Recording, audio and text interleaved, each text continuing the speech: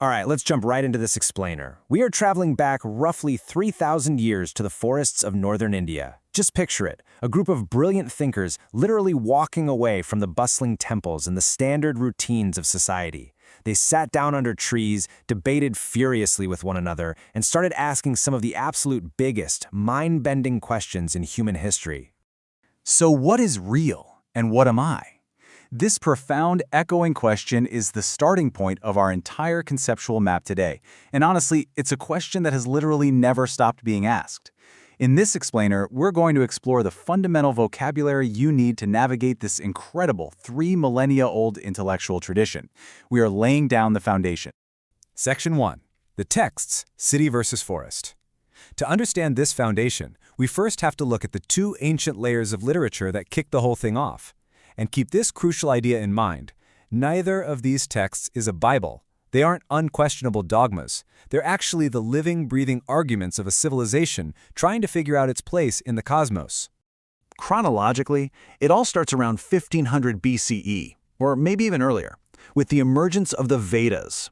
They lay down the initial groundwork with these grand hymns, ritual instructions, and beautiful cosmological poetry. But then, centuries later, between 800 and 200 BCE, a massive, ground-shaking shift occurs with the Upanishads. The contrast between the two is just striking. Think of the Vedas as a vast, bustling metropolis. It's full of temples, loud markets, elaborate rituals, and it's heavily focused on the external world.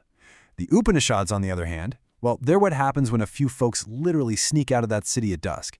They head into the quiet forest, sit close to a teacher, which, by the way, is exactly what the word Upanishad means, and they ask, what is underneath all this external stuff? What's happening internally? The Upanishads don't replace the Vedas, they interrogate them. Section 2. The 6 concepts of existence. By turning inward, these forest thinkers develop 6 interlocking concepts. You can kind of think of them acting like giant turning gears in a massive machine. You absolutely need to grasp all 6 if you want to understand anything that happens later in Indian philosophy. Gear number 1 is Dharma. Now, you'll often hear this translated simply as religion or duty, but honestly, it is way bigger than that. Dharma is the fundamental structure of rightness itself. It's this invisible cosmic glue holding the universe, society, and you in proper order. It is the ultimate framework of what you owe to the world and what the world owes back to you. The second gear is karma. And let's bust a major myth right now.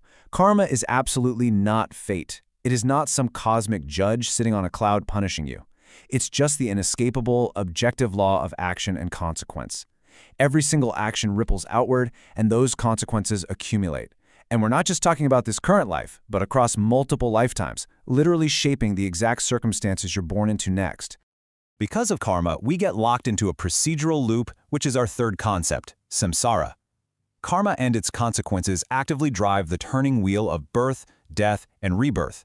It is essentially a giant cosmic hamster wheel. Around and around we go, driven entirely by the accumulated weight of our own past actions. Now look, almost all schools of Indian philosophy agree on one major thing.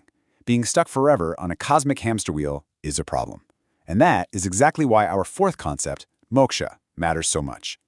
Moksha is liberation. It's the ultimate goal of permanently stepping off the wheel of samsara. Now, while everyone pretty much shares that exact same goal, they absolutely love to argue about the best way to actually achieve it. To figure out how to get there, we have to unlock the deepest layers of reality, starting with concept number 5, Atman. Atman is the self. But I don't mean your quirky personality or your childhood memories or the name on your passport. Atman is the ultimate silent witness underneath all your passing thoughts and experiences. It is the deepest, truest possible thing that you are. And finally, the 6th gear is Brahman. If Atman is the ultimate reality inside you, Brahman is the ultimate absolute ground of everything that exists anywhere, the whole shebang. Some thinkers describe it as a personal god, while others say it's a totally impersonal, vast absolute. But what is the relationship between your inner Atman and this universal Brahman? Well, that brings us to the core mystery. Section 3. The 4 aims of life, or the Purusharthas. Before we tackle that great mystery, we need to look at how these ancient thinkers viewed a complete human existence. Because, spoiler alert, Indian philosophy is not just about escaping reality to sit alone in a cave forever. They had a profoundly practical framework for living a good life. This map right here totally shatters a huge misconception. A lot of people think this philosophy tells you to be poor and totally detached from the world. Nope. Look at the first two aims, artha, which is wealth, success, and material stability, and kama, which is pleasure, love, and desire. Yes, that includes the Kama Sutra, but also enjoying a great meal, poetry, and art. Wealth and pleasure sit right alongside Dharma, your duty, and Moksha, your liberation, as perfectly legitimate pursuits. It's just that different stages of life call for different focuses. It's actually a wonderful map of a complete, balanced human life. Section 4. The Central Tension.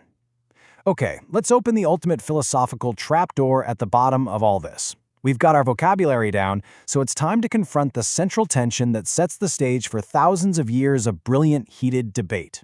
The entire tradition is anchored by this one famous phrase from the Chandogya Upanishad, tat tvam asi, which translates to, that art thou. In the text, a father is speaking to his son. He uses these beautiful metaphors like salt completely dissolving in a bowl of water, or the invisible essence inside a tiny little fig seed to explain the deepest truth of reality. You, the father is telling his boy, are that. So, the crucial task is figuring out the exact relationship being described here. On one side of the equation, we have Atman, that deep individual self hiding within you. On the other side, we have Brahman, the sweeping, ultimate reality of the entire cosmos. That art thou. Okay, but what does that actually mean? Are they literally identical? Like, is the deepest self inside you the exact same thing as the ultimate reality of the universe? Or do they just interact with one another while remaining distinct? Or wait, are they entirely separate? I want you to burn this specific question into your memory, because every single school of thought, every single great philosopher we're going to explore moving forward is simply offering a different, heavily argued answer to this exact question. As we wrap up this foundational explainer, here is your main takeaway. Indian philosophy is not a religion. It is a rigorous, 3,000-year-long conversation. Concepts like Dharma, karma, samsara, moksha, Atman and Brahman. These aren't dogmatic beliefs you are just forced to adopt. They are the shared grammar. They are the vocabulary that makes this incredible, living debate possible in the first place. But then, around 600 BCE, the shared grammar absolutely explodes. What happens when a radical new wave of thinkers looks straight at the established ancient Vedas and boldly declares, yeah, we actually think you're completely wrong? It sparked one of the most intense, world-altering arguments in human history. So, who were they and what exactly did they say? Join me for the next explainer and we will find out.